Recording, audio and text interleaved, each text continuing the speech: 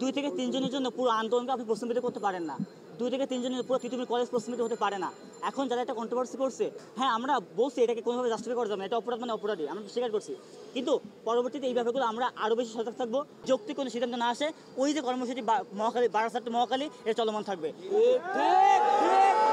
এই মুহূর্তে যৌক্তিক সিদ্ধান্তটাকে কি মনে করছেন? মানে আমি বলতে চাচ্ছি এই মুহূর্তে বলে দিবেন না যে তোমাদেরকে না, একটি বিষয় ক্লিয়ার করে দিই, এই বিষয় ক্লিয়ার করে দিই, আমরা বলছি না যে এখনই আমাদের বিশ্ববিদ্যালয় করে দিতে হবে।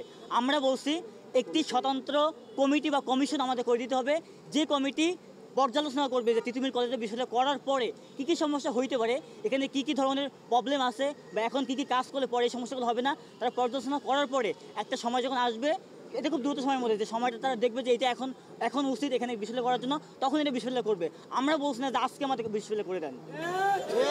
এই ধরনের কোনো পরামর্শ বা থেকে না আসে কি আপনারা সেই সড়ক অবরোধের কথা জি, আমাদের যাবেন যে অবশ্যই গতকাল আপনি সেখানে একটা ছোট বড় যাই হোক একটা ঘটনা ঘটে গেছে, তাহলে আপনাদের এই আন্দোলনকে কেন্দ্র করে তো আরো ধরনের ঘটনা ঘটার সুযোগ থাকতে পারে, সেই সুযোগটা কি আমরা সৃষ্টি করতেছি? ধন্যবাদ।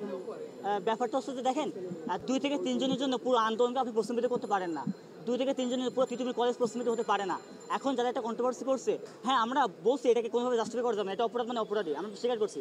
কিন্তু পরবর্তীতে এই ব্যাপারগুলো আমরা আরও বেশি সজাগ থাকবো, আমাদের ব্যাকআপে আমরা কিছু টিম রাখবো যাতে করে এই ধরনের কোনো সহিংসতা সৃষ্টি না হতে পারে।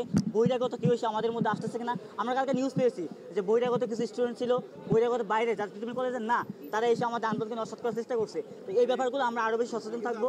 ইউনিক চিন্তা করছেন কিনা না, এটা আমরা আমাদের নিরাপত্তার স্বার্থে আমরা এগুলো হতে পারে, সেক্ষেত্রে আপনারা কোনো ইউনিক চিন্তা যে আমাদের নিরাপত্তার স্বার্থে আমাদের যে আন্দোলন যে রোডম্যাপ এটা আমরা শেয়ার করতে পারছি না।